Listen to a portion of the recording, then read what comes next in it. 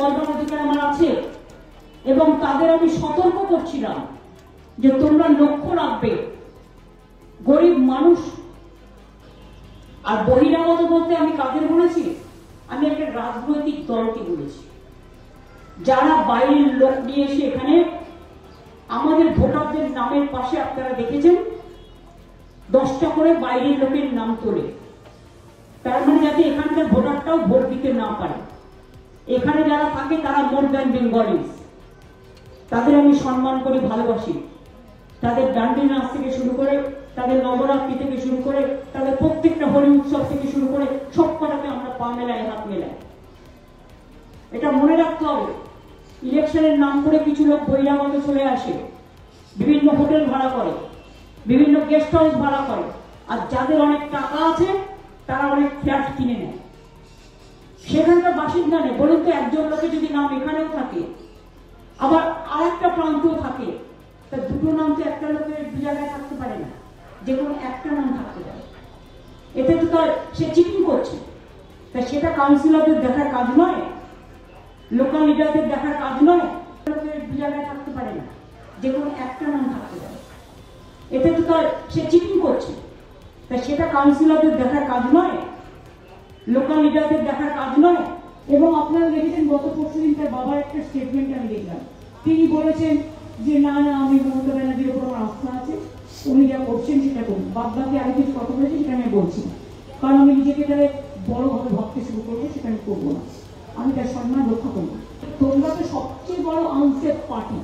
তোমরা দেশটাকে সর্বনাশ করেছো, মানুষকে সর্বনাশ করেছো, সংবিধানকে সর্বনাশ করেছো, গণতন্ত্রকে সর্বনাশ করেছো, আর ধর্মের নামে অধর্ম পালন করছো। ওই আমার সাথে তো কোনোদিন হোলি খেলা নিয়ে রাজস্থানীতে কোনো ঝগড়া হয়নি, হয়েছে?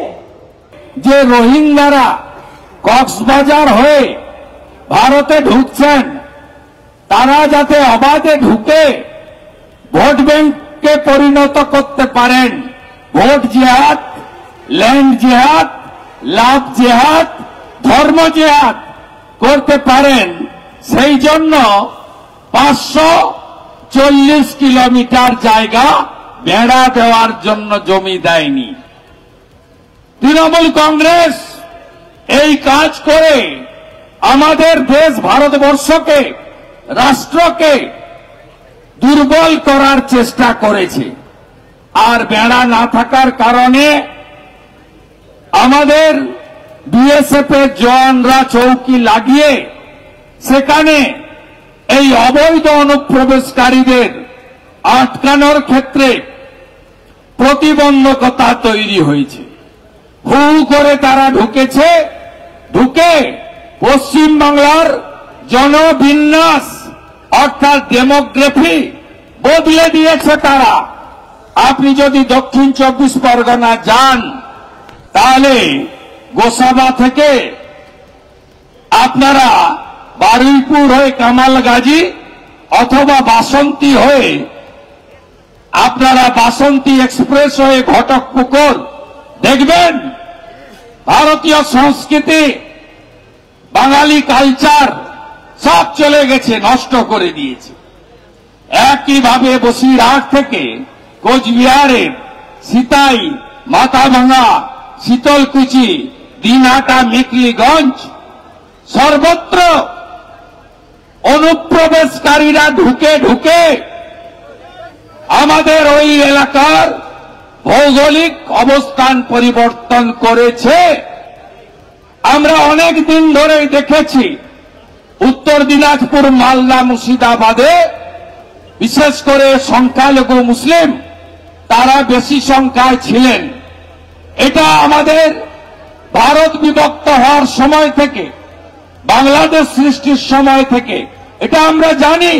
তো আজকে হাওড়া জেলা, হুগলি জেলা, পূর্ব বর্ধমান জেলা, বীরভূম জেলা, নদিয়া জেলা, দক্ষিণ 24 পরগনা জেলা, উত্তর 24 পরগনা জেলা, দক্ষিণ দিনাজপুর জেলা এবং কিছুটা জলপাইগুড়ি জেলা আজকে কিভাবে জনসংখ্যার পরিবর্তন হয়েছে আপনারা চোখে না দেখলে বিশ্বাস করতে পারবেন না। তাই এসআইআরে 2002-এর ভোটার তালিকার সঙ্গে 2025-এর ভোটার তালিকার যে লিঙ্ক হয়েছে, তাতে হুগলি মেদিনীপুরের মতো বর্ডার এলাকার জেলা নয়, এখানে 70% লিঙ্ক হয়েছে, 70-72। আর বর্ডার ডিস্ট্রিক্টে 50%ও লিঙ্ক হয়নি। 2,40,00,000 ভোটারকে প্রাথমিকভাবে লিঙ্ক করা যায়নি।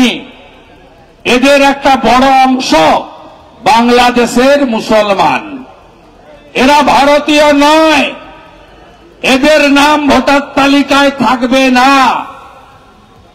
কিন্তু ভারতীয় মুসলিম যারা, তাদের কোনো চিন্তা নেই।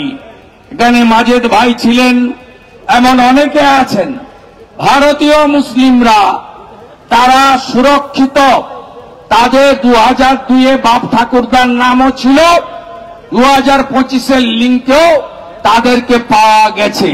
তাই আমার যারা BLA 2 এসেছেন বুথ সভাপতিরা, আপনাদের কাছে আমার বিনীত আবেদন, শুধু বিজয়া করে কোলাকুলি করে বাড়ি গেলে হবে না। এসআইআর হলো সেমিফাইনাল। দেবী মা দুর্গা অসুর নিধন করেছিলেন। আজকে বাংলায় তৃণমূল রূপী, মমতা রূপী এই অসুরদেরকে ধ্বংস করতে গেলে 26-এর ফাইনাল নির্বাচনের আগে এসআইআর এর সেমিফাইনালের নির্বাচনে মৃত, ভুয়া, ডবল ট্রিপল এন্ট্রি এবং বাংলাদেশের মুসলমান একটা নামও রাখতে দেওয়া যাবে না। বড় বড় কথা আটকে দেব, আমার বাড়িতে নাকি 1 লাখ লোক নিয়ে যাবে। আসুন, আমি আমাদের কর্মীদের বলবো, আপনারা কোনো অশান্তিতে জড়াবেন না। তৃণমূলের ক্ষমতা থাকলে লড়াই করুক ইলেকশন কমিশনের সঙ্গে। বাবা সাহেব আম্বেদকর সংবিধানের 324 থেকে 329 পরিষ্কার ক্ষমতা দিয়ে গেছে ভারতের নির্বাচন কমিশনকে, যে আপনারা যা মনে করবেন তাই করবেন।